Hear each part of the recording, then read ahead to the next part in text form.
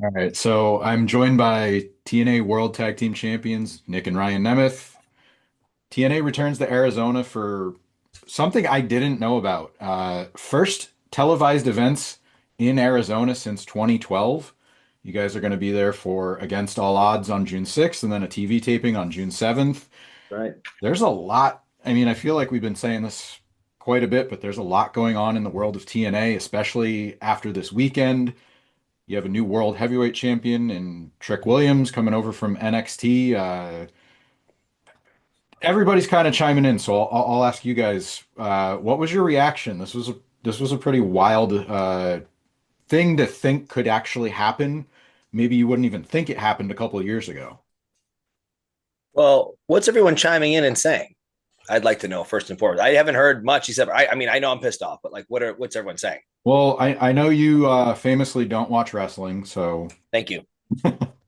So, can you imagine me scouring the earth for someone who is less qualified than me and seeing what they said about a thing that they don't belong in or Mhm. work in?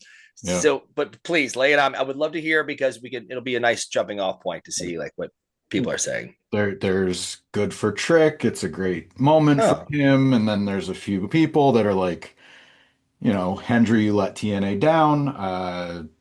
I can't remember who did it, but it was Frankie Kazarian.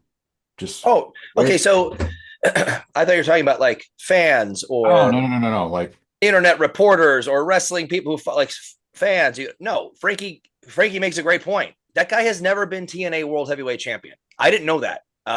We were interviewing on Busted Open on Sirius XM a couple weeks ago, and he said he never. I mean, oh man, you're so associated with that brand. You're such an awesome wrestler. You've been there forever. You've done it all, and he's never like. It's really funny to say like he's never been world champion, but now someone who doesn't work here and works with WWE, who's kind of new, if you think about it, mm, is the TNA World Heavyweight Champion because Joe Hendry got pinned. So I'm pissed off about it. And I've only been associated with TNA for a year and a half. Imagine a guy who's done everything asked for, above and beyond, dominated. And now he's like, I may never get another shot at the time. I don't know. Does Trick Williams just keep it and go somewhere else? Like, I really think when we come to Tempe, Arizona next week, we have to have some type of a locker room meeting or a company meeting and say, if you're going to focus on the positives of Joe, grassroots got everybody behind him, got everyone singing a song. They blow the roof off when he shows up, but he didn't back it up in the ring, and that's the first job as a champion who's representing a company, and he did not. I'm pissed off. I want to kick his ass outside of the ring, unrelated to work.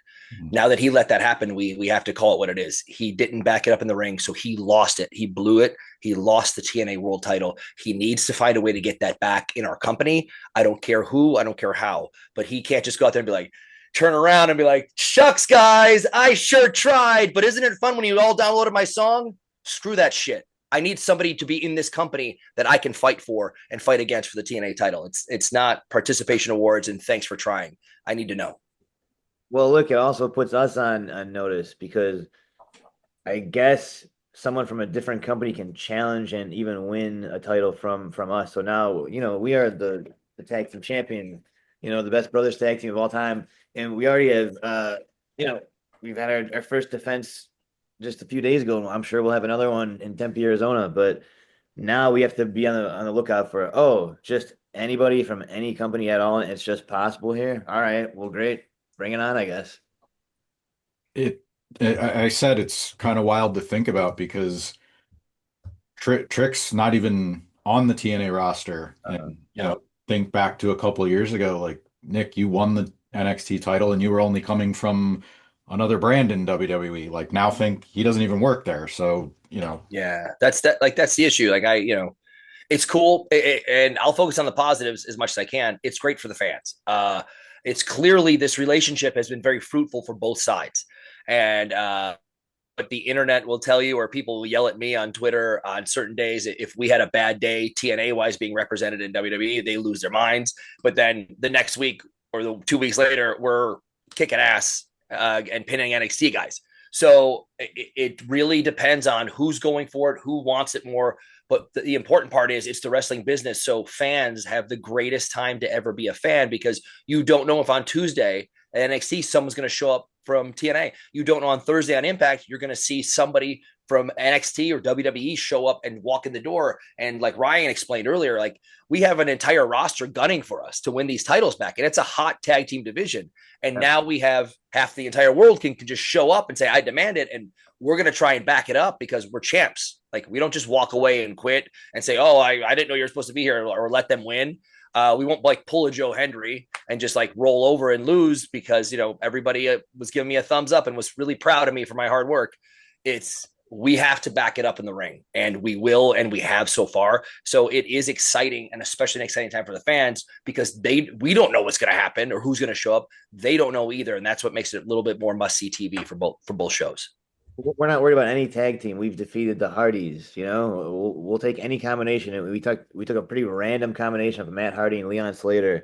We gave them a shot, and guess what? I got this from Leon Slater. Thanks a lot, buddy. But we won. We came on top. We're still the champions. Okay, and so that's all it is. We just have a lot of other people looking at it now. We have several rosters worth now. We want a piece. Ryan mentioned it, and I actually did a little bit of research. You guys are sixth brothers, fifth blood related ones, not counting Team 3D. But sixth brothers to ever win the TNA World Tag Team titles. So, you do have an argument that you are the best brother team to ever do it. Easily the top 5, no matter what, without even doing any math. You already beat the Hardys. Yeah, we beat the Hardys. We beat the rotating cast of the Hardy, Slaters. However the situation is, and we're just getting going. And let's call it what it is. If I said the positives about Joe Hendry and the negatives, let's say the positives. The Hardys have absolutely kicked ass for over 3 decades, maybe 4 now. They've got the entire world behind them. When that music hits, I love it. I love hearing it. I watch the crowd lose their minds. Yep. But when it comes to business, you have to take that fan out of it and go, okay, I'm here to defend this title, not go, yay, I remember this song from when I was growing up. So we have to be able to back it up in the ring. And the Hardys are friggin' awesome. They've done so much for several different companies all over the world, legit, almost 4 decades. And that's insane. Mm-hmm. That's so big, and it's so great to have them with TNA. And now, that being said, Ryan pinned Jeff Hardy. We're the tag team champions. They are welcome to come at us, but it can't just be every week. They just try and get them back until one day they catch us off guard. But as much as we are just getting going, it's our time to start dominating as a brothers tag team. And we'll go from minimum 4th to 3rd on that list by the end of the year. Yeah. Who would want to see you face the same person week in, week out? Right. That's never happened before. Yeah, it's nuts. Me and Seth can only have so many matches. Kofi Kingston. Yeah. Best out of 500 series. I think he won 497-3. But yes. Counting. Impact is my favorite wrestling variety show. Speaking of this topic, TNA has basically whatever you want as a wrestling fan. You will see that on every episode of Impact. And it's not all the same thing. It's not watching, one version of it. It's everything I like about wrestling all in one show. If I say it once, I've said it 1,000 times. I think Impact is the most consistent show on TV, and I'll keep saying it because I really appreciate that, because behind the scenes, Tommy and the creative and everyone else doing everything, and Tompkins, Carlos helping us out, like everyone has gone above and beyond to go, let's make this the best of both worlds. Like this will be the best wrestling and story-driven show that you can possibly have. And you say that's awesome, because that's how I see it. I work for Busted Open on Sirius XM. I have to watch a lot of wrestling that I famously do not watch. So they force me once a week to watch 2 hours of wrestling. And when I do, I go, man, this is pretty damn good. It's not as good as the show that I was just a part of, but it's pretty damn good. And it's good to know that the best combinations of the positives of all the other companies that you watch their TV shows, we do every single week. And I will back it up this week. It's going to be even another one. We have another huge match, and I think it's Matt Cardona and Steve Macklin fighting for a title, and then Atlantic title. And it's like, those guys are going to blow the roof off and beat the hell out of each other. And that's just another Thursday for us. That's just one of the matches that are happening. And we have a bunch of young up and comers. We got new signees. It's a great time to be a fan. And I'm really proud of this roster, and they're just getting going, just like us as a tag team. Well, this is the show and the company and the roster that other rosters are trying to get ways into. I mean, this is the show in which the literal world champion was just challenged by an outsider, Mm-hmm. So it's great for us. It's great for fans, and it's great for other people who just want a piece of it, just be connected to it. It's great. Ryan, the last time we talked, you kind of teased that there were some plans for you two to team up again. It didn't sound like it was a sure thing, Uh-huh. but you guys have primarily been singles guys throughout your career for the majority of it. Was there any point where you thought maybe teaming up together regularly wasn't going to happen? I think the truthful answer is I probably thought it was not ever going to happen like a year and a half or 2 years ago. And, I've been trying to get some company to want to do some version of that the whole time. So yeah, definitely for me. But it's been the most. We have so much chemistry pre-wrestling that bringing it together as a tag team has been really, really, really great. There's a rapport, there's a chemistry, there's like a vibe, a brother bond that fake brothers don't have. So yeah, it's been awesome. All right. And Nick, I'll go to you for this one because it's somewhat timely, but Tom Segura was on Raw this week, which kind of ironic or funny, depending on how you look at it, because people are finding out about a clip that went viral a few years ago. He insulted wrestling's fans, called them the R word, which is not okay. But you kind of offered a classy response at the time, and you just said if it's part of a bit, I understand one way, but if you want to talk about it, I'm here to discuss. So, how often as performers do you hear stuff like that or like want to correct that? And did you ever hear from him after saying that? Oh yeah, instantly. He immediately DM'd me, but I think it was like during COVID or something Yeah, it because was like he goes, 2020. "Can you get to LA tomorrow and be on my show?" And I was like, I'd gladly be there, but LA is shut down." And he's like, "If you're in LA, we can find a way to where we're in different rooms." But I couldn't get into anywhere, so Mhm. well, I tried for a few weeks immediately, and I think Segura and Christina P are friggin' hilarious. And again, so many people. I forgot what I wrote in the tweet, but it was I was like, "Hey man, I'd be happy to come and because I love comedy. I think you guys are funny. If this is a bit, hey, that's awesome. I totally understand. I'm not taking it out of so it was I was out of context, and so many people were like, "You believe this clip?" And I'm like, "Well, what's the rest of it? It's a comedy show where they make a bunch of jokes and they say you're stupid if you like wrestling, you're dumb if you like the NFL," and then goes 5 minutes later saying how wrestling is awesome. So I don't know the situation, but it's I'm happy to be there and represent and stand up for wrestling at any point of the way because what's different than what Segura said, except for the language, than what The Rock said? Hey, Dave LaGreca, wrestling's fake. We're all buddies. Don't worry about it. Mhm. So, like, that's stupid. That's as dumb, but he's in the business and representing a company. So, when it comes to those things, Tom Cruise in Mission Impossible doesn't turn to the camera and go, "Hey, remember this is a movie." And you're like, "Yeah, I know. We're in it." Except for him, it's probably real. He's probably jumping off a spaceship or something. But when it comes to other people, like so why take people out of it? I don't understand that take from people in the business or related. A comic making a joke, sure, but how often does that happen? Much less these days. For years, when I told everyone I wrestled with in college, Division One, fighting for a Mid American Conference championship, trying to go to the national tournament, and my goal here is to win as many matches as possible because I want to go wrestle for WWF at the time. And everyone's like, "You're gonna go do that stuff? Like what? It's not real." Like, yeah, this is real, and nobody comes to watch it at Kent State. We have 40 people in the stands, and it's mostly 30 of my ex-girlfriends and somebody's parents. So it's like, yes, the dream is to go perform in front of giant audiences, and sometimes it's real, and sometimes it's a TV show, and sometimes it's always going to be some way of sports entertainment entertaining. So that happens less and less because people aren't. It's different in the 60s or 70s where you're like, I'm not sure if that's real. Okay, but now it's 2025. TV shows are TV shows, man. And you don't have to rub it in and let everybody know. I like to be taken out of it. I like to be lost in that movie or television show that I'm watching. And I go, me and Ryan are watching Ozarks a couple years ago. Holy cow, this is great. Jason Bateman's not really a drug dealer. Well, thank you. But for a few minutes, I'm forgetting that and being lost in this awesome TV show. Oh, I mean, he might be, but not a, so just people like that. It's hacky and you're making a joke now in 2025. You're being stupid because the hard work that goes into it, let's not forget, the injuries are all real. Everybody is fighting in a business where everybody stands out. Yeah, Ryan's got a black eye right now. And it's in a business where everybody's fighting every step of the way to just become kind of successful or get their name out there. Everyone's fighting to outdo each other. And and everyone stands out somewhere or another and has injuries, gets hurt. Some of us work hurt. Some of us work injured because you have to. And it's just all those people making those sacrifices. That's what the business is. And that's what you go to see. You want to be entertained by the best in the world. And right now, TNA has all the best rocking and rolling. Definitely.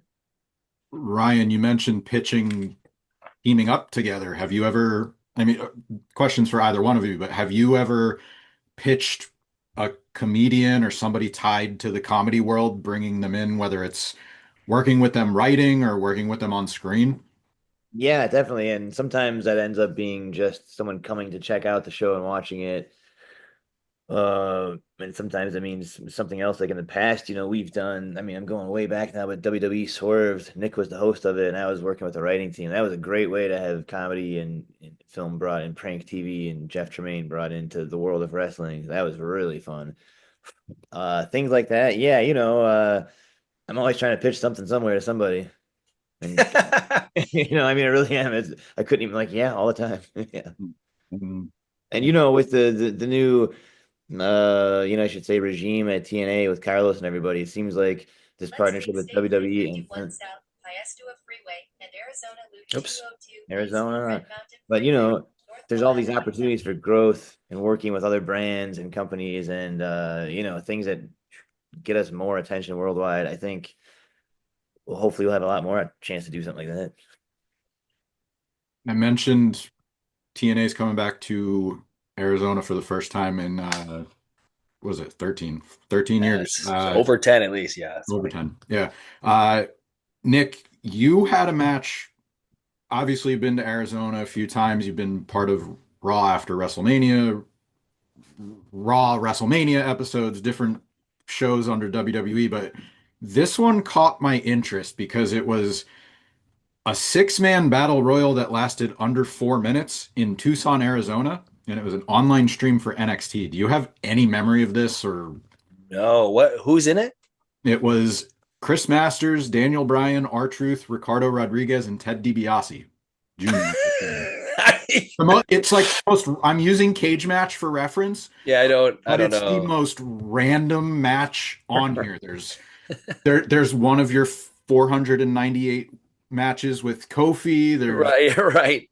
There's some with Kevin Owens and Gunther, but this one's just like it stuck out. I'm wondering like what, if any, thoughts or memories you have of it. I wish I have nothing. Who was everybody that was in there again? You said Ted DiBiase. Who else? Uh, Chris Masters, Daniel Bryan, R-Truth, Ricardo, and Ted DiBiase Jr. Wow. That's funny. I have no recollection of it, but man, working with Ted DiBiase Jr. was really fun. He was good and quick. It's one of those guys that's like a Randy who has just in his blood. But man, fighting with Daniel Bryan's always a blast, whether it's a 4 minute weird battle royal or like 30 minutes of us headbutting each other and trying to outdo each other in the ring. That's always a blast for me. I have no recollection of that match, but to be fair, I don't have recollections of like some of my really good matches either. So that there's no way is like anywhere spectacular, but I'm sure there was probably a lot of laughing involved. Hopefully it was afterwards. A 4 minute six-man battle royal. I still don't know what the hell. Like I'm gonna have to try and find footage of it somewhere. I don't know what the hell it is. I'm sure WWE recorded it at some point. Right. They have the vault now. Who knows? Who won the match? Uh, Sure as wasn't me. no, you did. I won. Oh, so it was. Oh, I get a win when we're not recording. I get it. Okay, got it. That's perfect. All right. That's really funny. I won it. Damn it! Now I want to see it. All right. Maybe we can will them to put it out there. Who knows? Yes, we'll put it into the universe. It's in the tape library somewhere. For your singles match with Jeff Hardy, maybe they'll give you this. Oh yeah, they dug it up. Yeah. There you go. All right. What do you guys want people to talk about more? There's obviously stuff that comes up in both of your respective careers. Anything you would just like to talk about more or you feel like deserves a little bit more attention? I think our Hunkamania comedy shows get a lot of attention, but they should be talked about more. I think we need to sell out a whole countrywide tour. It needs to be talked about more. We're getting great fans and we're selling places out, but I want more, bigger places. I want more fans. They're so fun. The bigger the crowd is, the more fun it is. We always have great comedians. We do it around a wrestling show. So be on the lookout. Come out. Tell everybody. I'll make it way nerdier and dumber. The entire every generation before the one that I'm a part of, uh, somewhat gave back, but then for the next 40 years says everybody sucks and no one's doing it right and nobody sells and no one knows what they're doing and no one can put anybody in seats and everybody sucks. And you're like, okay, great, but they do that publicly. Like it's really weird. I think without being soft, this generation that I'm in, that's like becoming the elder statesman veterans, are giving back and doing all the tough love and hard stuff to say behind the scenes. And even someone like me, I have to give my real reactions to live television every week on Sirius XM on Busted Open. And I give real reactions, but I focus on the positives because I just watched every guy that I grew up watching eventually says, even if they privately tell me good stuff, they go on like, no, but everybody sucks. No one knows what they're doing. And you're like, every generation does that. And they're like, I don't get rock music. Like, you're like, okay, got it. You're not supposed to. So I privately do the stuff where I go, hey, cut this shit out. This is not helping you. This is bad. This is ruining the business. And then publicly I go, here's the positives. Leon Slater is going to be world heavyweight champion for TNA, possibly for 10 years. Like Myla Grace and Harley Hudson are going to be tag team champions or fight each other for 50 years because they're awesome. Ash by Elegance and Heather by Elegance will do anything above and beyond to make the show better, even if they look stupid in the process because they know the sports entertainment value of being there. So there's so many different pieces like that. And I want to, what should be talked about more is the positivity of the good stuff. And it's very easy. Like it's very easy to go on Twitter and go, my flight's delayed. Delta sucks. This is the worst. But the other 6 days a week, you didn't say Delta rules because they got you there 5 minutes early. Like we only focus on the negatives, which is really easy to do. So I find a way when something's negative and constantly talked about negatively, and there's a positive to it, when it's based on wrestling or somebody going above and beyond, like Natty Neidhart going above and beyond to again unnecessarily reinvent herself and be even better and more of a draw and a money bringer in. Like there's things like that I go, man, we need to talk about this. Frankie Kazarian is doing some of the best work I've ever seen him do right now, character-wise, and he backs it up in the ring. Macklin with TNA is Atlantic champion, and him and Matt Cardona are going to beat the hell out of each other on Impact. It's just up-and-comers like Northern Armory, the Rascals, and even the system. Like when there's positive stuff to be said, we need to focus on that more. And one more little piece. I said this on Busted Open last week. Let's stop saying really nice things about people after they died. Let's get something now before they're dead, while they're around, while they're relevant, and can be like, I can understand this. Hey, Jim Cornette did this great thing for me in OVW, and I've never forgot it. Thank you for that. Pat Patterson already passed away, but there's all these positive things I wanted to say. So when it comes down to that, let's start saying the positive things when people are around to hear it, so they can say, hey, damn it, I made a difference, and thank you for saying that. So a couple of those little pieces, I would say. I can't think of a better way to end it. I was going to ask you to, I was going to make a joke and tell you to say something positive about Spirit Airlines, but you know what?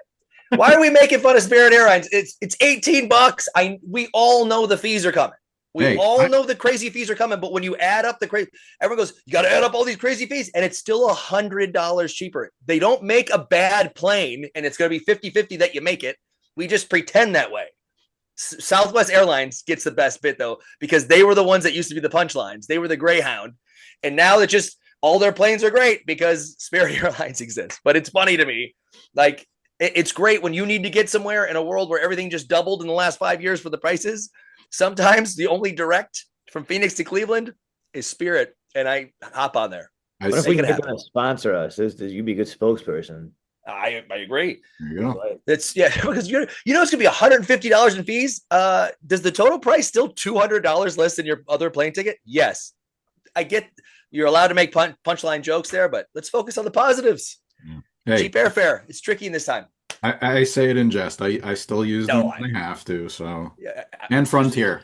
It's a direct flight. People talking crap about Frontier. They're not that bad either. Yeah. Is it? I don't know why they get a pass and Spirit gets it. Is there a reason? I can't think of it. Probably just because Spirit's there, and if they weren't, Frontier would. Fine. Yeah. All right. Enough joking about what airlines do or don't work. I'm probably over my time, and I owe Ross like a pack of Oreos or something now for Outback Steakhouse. Oh, okay. So bread, just the bread. But throw in the Oreos too. I'll take those.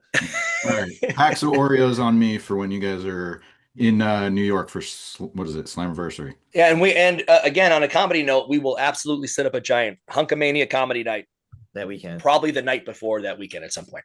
All right. But before you guys get there, I mentioned Mullet Arena, June 6th against all odds, June 7th, Yeah, taping. Thank you guys for your time. It's been fun. you got it, man. Go to TNA tickets or TNA.com or go to Ticketmaster and get those tickets. It's going to be awesome. We get to defend our titles probably in front of some relatives and friends in Arizona. It's going to be fun. Arizona.